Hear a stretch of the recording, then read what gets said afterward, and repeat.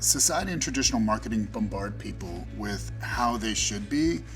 And at what point did you reject that and embrace your individuality? So like, obviously, like fashion marketing, they're showing you images of what women should look like, how they should be.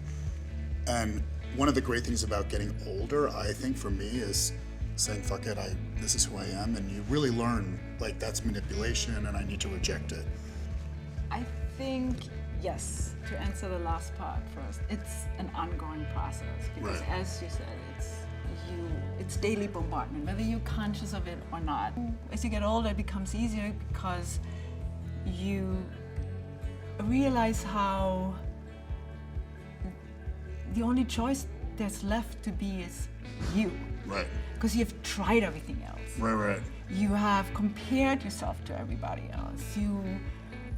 You know, and you have seen yourself through other people's eyes. But in the end, you're only left with who are you? You know, I mean, you ask yourself that question, well, how do I fit in this?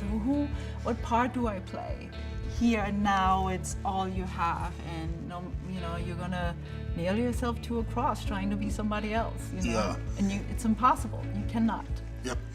I do think it's kind of, you know, criminal. I think in fashion and marketing, there is such a explicit message of like, if you're aging out if you age over 30, there's no place for you. Yeah.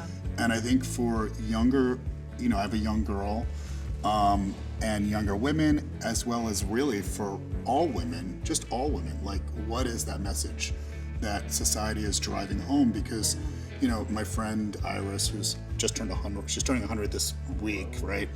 But we would talk about it like, what does that mean? So from 35 to 100, you're just in no man's land? Like, what? That's Even just... worse, the first time around when I modeled, and that was in the 90s, and I remember that, I see this when I look back.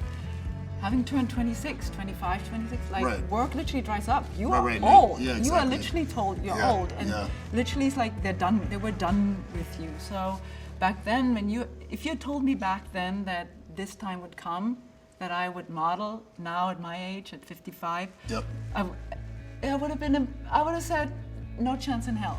If you were to go back and, you know, be able to tell yourself at 12 years old, 12 specifically. yeah, or 13, 12, 13, 14, Yeah. that age, you know, what advice would you give yourself to prepare yourself for this exact topic?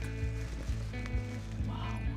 You know, when I think back when I was 12, 13, I was still in East Germany, and that was such a different time. I never thought I would even leave that country. Right. I never would That's think so that interesting. East Germany and West Germany would unite. So back then, so that's a really hard question to answer, because literally my mindset was all mapped out. You know, unless you were a grade A student or a grade A athlete, you were going to go in a factory and man a machine, at best a secretary, you know. Wow. So, but the advice that I would give the younger me, and once I'd left Germany and and we moved to Sweden, and then from Sweden to Paris, and then I started modeling, I would say, wow, it's really just trust.